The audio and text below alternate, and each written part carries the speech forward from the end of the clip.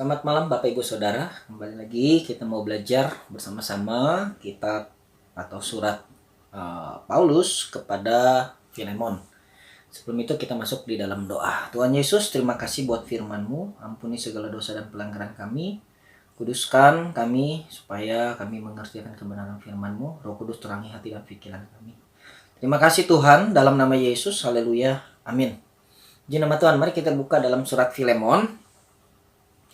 Kita baca di dalam ayat yang keempat sampai yang ketujuh. Ya, Filemon hanya aja satu pasal ya.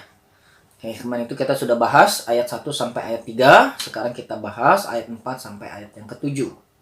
Aku mengucap syukur kepada Allahku setiap kali aku mengingat engkau dalam doaku.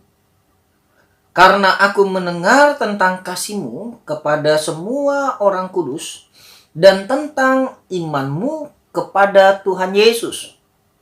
Dan aku berdoa agar persekutuan-Mu di dalam iman turut mengerjakan pengetahuan akan yang baik di antara kita untuk Kristus. Dari kasih-Mu sudah kuperoleh kegembiraan besar dan kekuatan, sebab hati orang-orang kudus telah Kau hiburkan, saudaraku. Ya, jadi di sini ada kata saudaraku. Siapa yang dianggap saudara oleh Rasul Paulus, yaitu Filemon. Ya, jadi kalau kita lihat dalam ayat pertama dikatakan kepada Filemon yang kekasih. Jadi Paulus ini benar-benar menghormati Filemon, mengasihi Filemon. Ya, bahkan Filemon itu sendiri sudah dianggap saudaranya. Ya, tidak hanya sebagai teman sekerja, ya, dan teman seperjuangan, tetapi juga dikatakan Filemon ini adalah saudara dari Rasul Paulus. Ya, kita sudah bahas yang ayat 1 sampai ayat 3 bagaimana luar biasanya perjuangan Rasul Paulus dan kawan-kawan sekerja yang lain, bahkan sampai nyawa taruhannya itu mereka berjuang begitu luar biasa. Ya, kata teman sekerja ini artinya tidak ada perbedaan di antara mereka. Ya, mereka saling bahu-membahu, saling kuat menguatkan, ya, saling mengisi satu dengan yang lain. Paulus menggambarkan seperti ada yang menanam dan ada yang menyiram. Tetapi dari semuanya itu Allah lah yang memberikan pertumbuhan. Ya, jadi surat Filemon ini luar biasa sekali ya. Di situ Paulus memuji atau menceritakan bagaimana Filemon yang sudah ada di dalam Tuhan Yesus. Tujuan dari surat Filemon ini ya kita tahu bersama untuk kepentingan Onesimus, ya, supaya Onesimus ini diterima kembali oleh Filemon, karena Onesimus ini adalah hamba atau budak ya dari Filemon. Tapi saya percaya untuk lebih luasnya lagi bukan semata-mata hanya untuk Onesimus ya, tetapi ada keperluan yang lebih besar lagi, yaitu untuk pekerjaan Tuhan, supaya pekerjaan Tuhan lebih maju, lebih efektif ya, dan bisa lebih berdampak lagi untuk yang lain. Oke, mari kita masuk di dalam ayat yang keempat ya. Kita akan coba mempelajari ayat demi ayat. Di sini dikatakan aku mengucap syukur ya. Artinya Paulus mengucap syukur itu dalam bahasa lainnya itu berterima kasih. Ya, berterima kasih kepada siapa? Kepada Allah.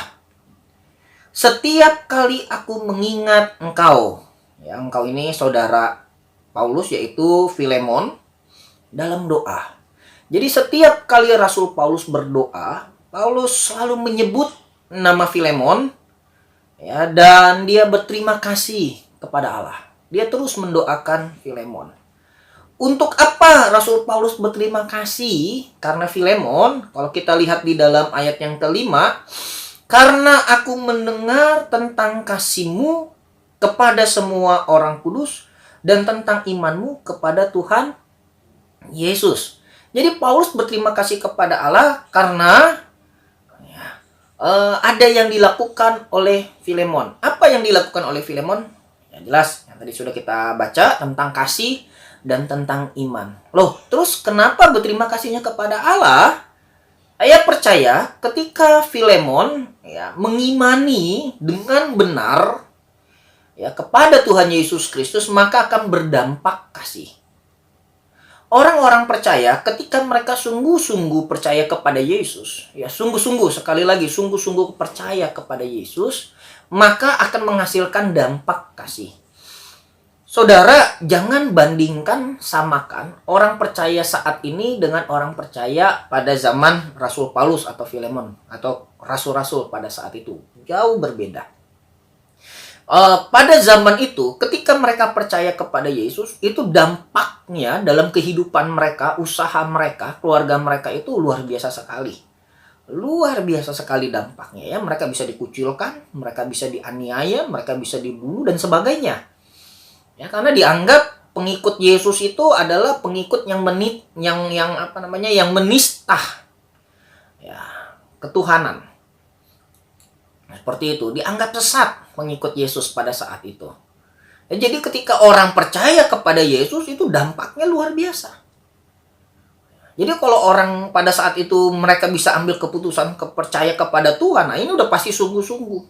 Emang benar-benar mau mengikut Tuhan. Tidak ada iming-iming, tidak ada kalau ya mohon maaf ya, kalau sekarang kan kita lihat bersama banyak orang yang menawarkan ikut Yesus nanti diberkati, ya, kaya melimpah, kayaknya nggak pernah kurang, ya, dan ya begitulah. Kalau saudara tanya siapa itu yang ngomong, ya, tanya saja pada rumput yang bergoyang. saya mohon maaf ya, saya tidak bisa sebutkan namanya siapa. Yang jelas adalah ya pengajaran-pengajaran yang seperti itu. Tetapi jujur ya, kalau pada saat itu mereka ikut Tuhan itu bukan karena diiming-iming hal yang seperti itu. Justru mereka tertarik akan kerajaan sorga. Mereka tertarik akan hal-hal yang kekal. Mereka tertarik akan kasih Allah yang dinyatakan di dalam Tuhan Yesus Kristus. Ya, benar-benar ketertarikan mereka akan hal-hal yang rohani. Bukan berarti ikut Tuhan itu akan jadi miskin dan sebagainya. Tidak, memang bisa juga diberkati, tetapi fokus pada pemberitaan Injil saat itu bukan itu. Ya, justru hal-hal yang bersifat kekal. Ya, jadi saya percaya iman Filemon pada saat itu bukan iman yang seperti keadaan saat ini. Berbeda sekali ya keadaan iman. Ada banyak yang sekarang ini ikut Tuhan karena mengejar kesembuhan, ya, mujizat-mujizat dan sebagainya. Tidak ya. Kalau di sana itu mereka akan kekekalan, ya, dan mereka justru cinta akan pribadi Yesus itu sendiri. Mereka terkagum dan merasa luar biasa akan yang Yesus kerjakan di dalam kehidupan orang-orang percaya seperti itu. Ya. Nah, inilah yang menjadi dasar alasan Rasul Paulus berterima kasih kepada Allah. Karena Allah mengerjakan sesuatu yang luar biasa di dalam diri Filemon. Sehingga apa yang dulu pernah Paulus taburkan, yang pernah Paulus sampaikan kepada Filemon, firman itu tidak mati. Ya, firman itu justru bertumbuh dan berbuah. Dan Filemon menjadi bukti, menjadi contoh ya apa yang Allah kerjakan di dalam kehidupan Filemon. Jelas sekali saudara, kalau kita melihat ayat 4 dan ayat 5 ini, kita akan mengerti bahwa memang benar yang dikatakan dalam surat Paulus kepada jemaat Galatia. Paulus katakan di dalam Galatia 5 itu bahwa buah roh itu ialah kasih, sukacita, damai sejahtera, ya, kesabaran, kemurahan, dan penguasaan diri ya. Jelas di situ dikatakan buah roh. Ya, bukannya buah jemaat, bukannya buah saya.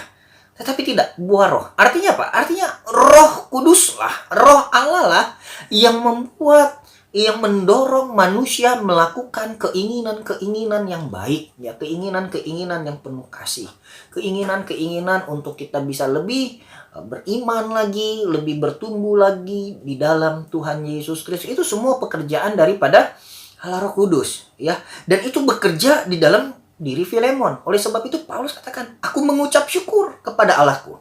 Aku berterima kasih kepada Allah ya setiap kali dia mengingat Filemon, dan dia doakan terus pribadinya Filemon. Walaupun si Filemon ini sudah berbuat baik ya, Paulus tidak berhenti untuk mendoakan Filemon. Dia tetap terus mendoakan Filemon ya, supaya dia tetap ada di dalam kebaikan-kebaikan itu, dia tetap ada di dalam kasihnya, dia tetap ada dalam imannya. Begitu juga dengan kita Bapak Ibu Saudara, ketika kita sudah tahu atau sudah melihat saudara seiman kita mungkin sudah baik hidupnya, sudah berkenan di hadapan Tuhan, kita terus berdoa buat orang itu ya, supaya orang itu kasihnya itu tetap ada di dalam Tuhan.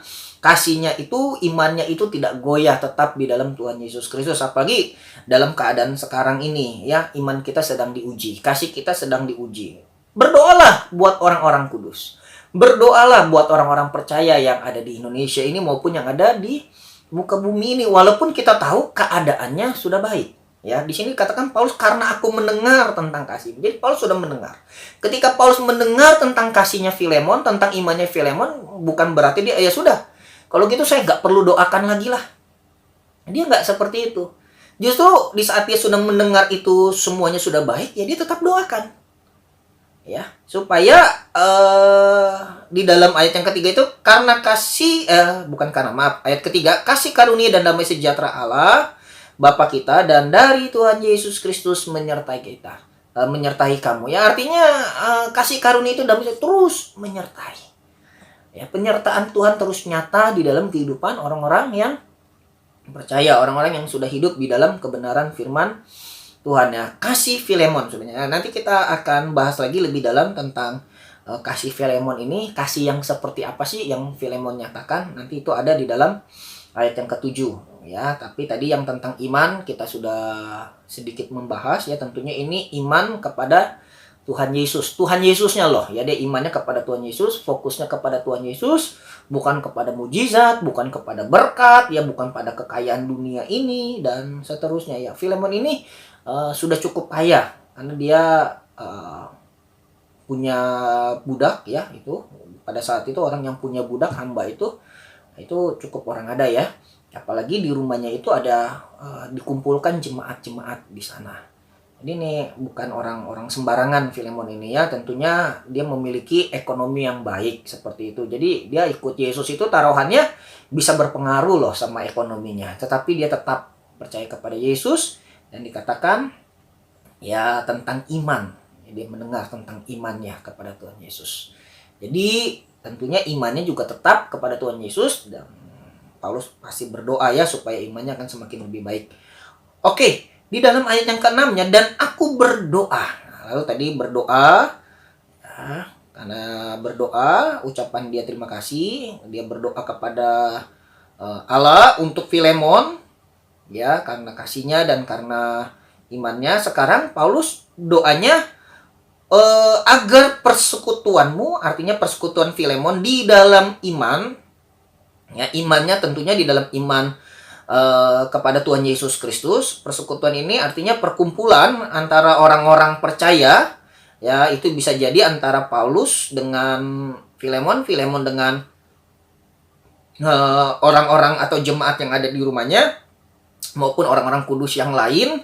Nah, dalam perkumpulannya itu, dalam perkumpulan ibadahnya ya, yang satu iman kepada Tuhan Yesus ya, di dalam iman turut mengerjakan pengetahuan akan yang baik di antara kita untuk Kristus ya, supaya persekutuannya itu mendatangkan ya atau memberikan dampak sehingga terjadi atau ada sesuatu yang bekerja menghasilkan pengetahuan yang baik ya di antara kita untuk Kristus.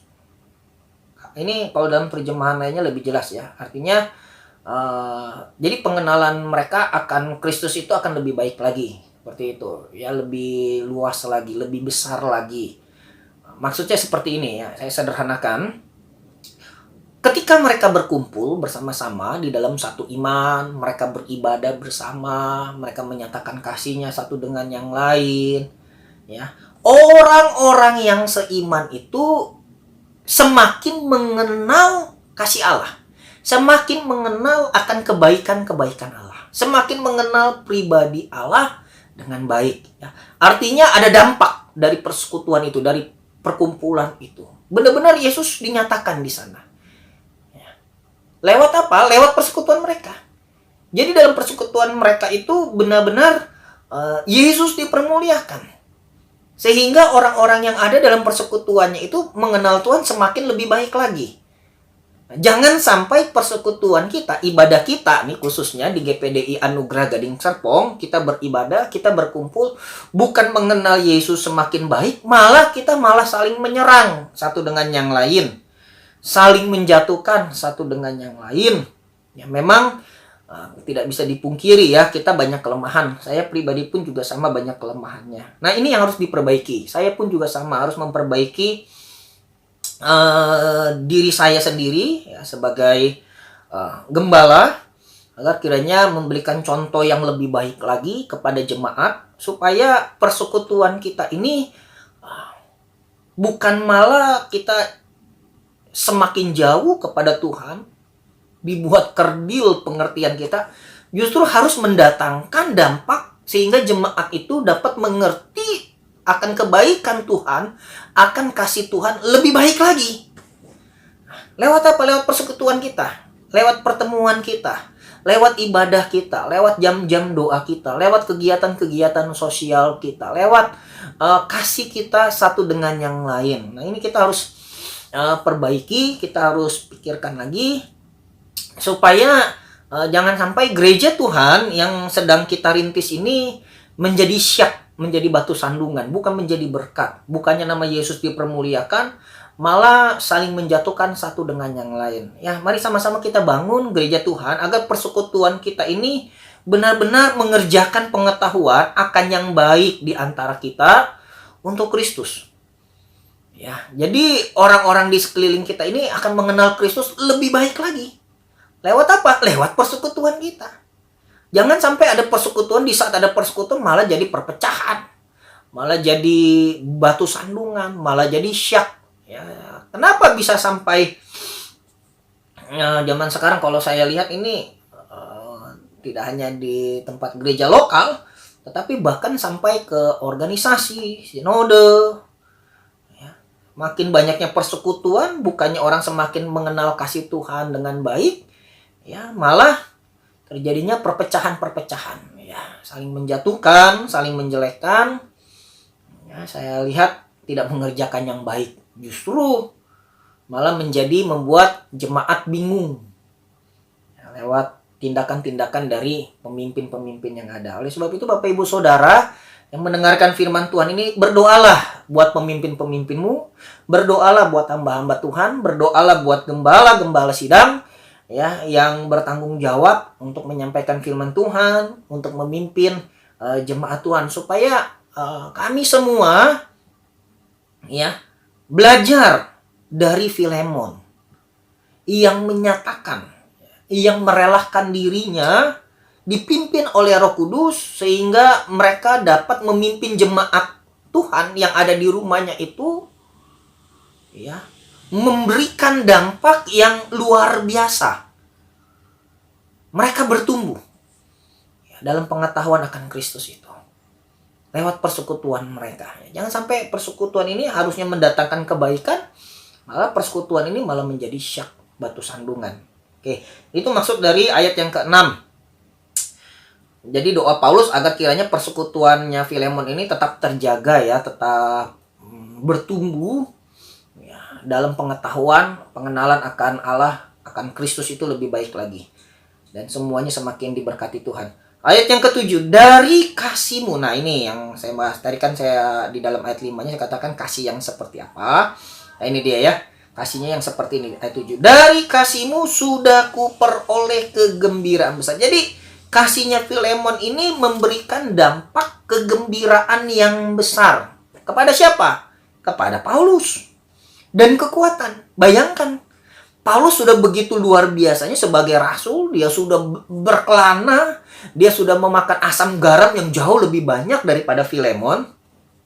Dikatakan melalui kasih Filemon, Paulus justru mendapatkan kekuatan lagi.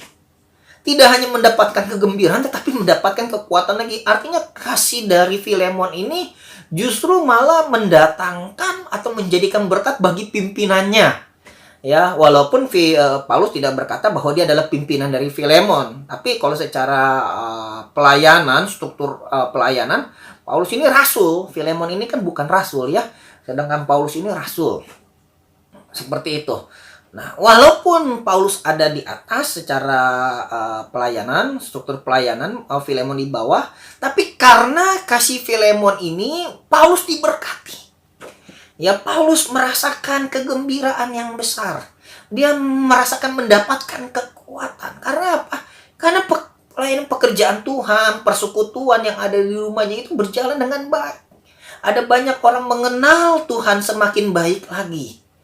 Dampaknya itu luar biasa dan Paulus sangat senang itu. Ya. Dan Paulus sangat dikuatkan lewat apa yang Filemon lakukan. Tidak hanya Paulus, kalau kita baca berikut, sebab hati orang-orang kudus telah kau hiburkan, saudaraku. Ya, bayangkan, kasihnya Filemon menghiburkan hati orang-orang kudus. Ada banyak orang yang berkata, saya punya kasih, tetapi kasihnya itu tidak menghiburkan. Justru malah membuat orang sedih. Justru malah membuat orang menjadi kecewa.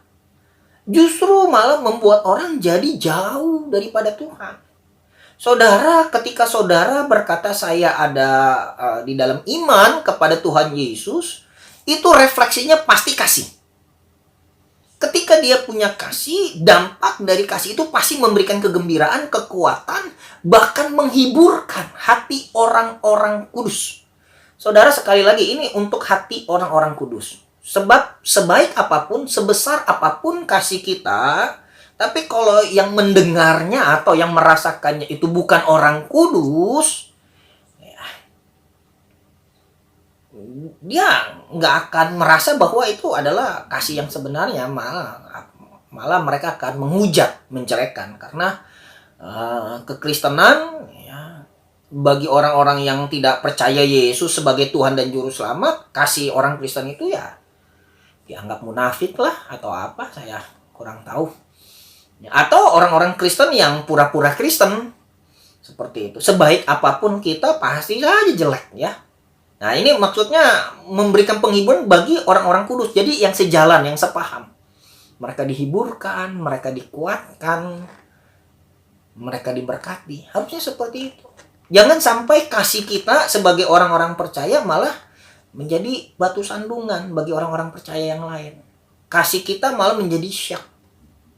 Kasih kita ini malah menjadi melemahkan iman orang lain. Ya. Lewat firman Tuhan ini dari ayat 4 sampai ayat 7 jelas sekali ya bahwa nyata kuasa Allah di dalam kehidupan orang-orang percaya, khususnya di dalam pribadi Filemon, di mana kasih Tuhan, apa yang Allah firmankan, apa yang Allah kerjakan melalui Roh Kudus, yaitu dinyatakan dalam diri Filemon. Sehingga Filemon dapat bertumbuh ketika dia menerima firman Tuhan yang Rasul Paulus sampaikan, itu benar-benar bertumbuh, berbuah. Karena Filemon memberikan hatinya, dia membukakan hatinya. Sehingga dampaknya itu luar biasa sekali. Bahkan Rasul sebesar Paulus pun diberkati oleh Filemon yang kata kasarnya ini, siapa sih Filemon? Seperti itu. Ya, tapi dia bisa memberikan dampak yang begitu luar biasa kepada Rasul Paulus ya. Dikatakan Paulus sampai bergembira. Dia mendapatkan kekuatan. Ya, orang yang bukan siapa-siapa, ketika Allah bekerja dalam dirinya dan kita memberikan ruang yang seluas-luasnya untuk Allah bekerja di dalam dirinya itu, saya yakin dampaknya akan luar biasa kepada orang-orang yang percaya lainnya.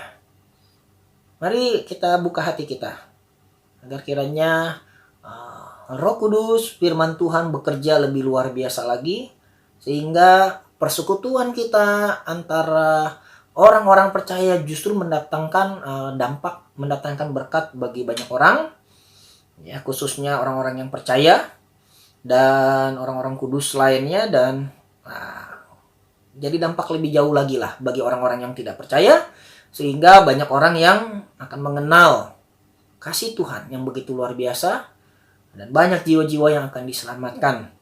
Ya, dan di dalam doanya ini, ya, Rasul Paulus ya, terus berdoa kepada Tuhan agar kiranya Filemon dan jemaat Tuhan yang ada bersama-sama dengan mereka terus terpelihara, terus mengerjakan sesuatu yang baik yang menjadi dampak bagi banyak orang.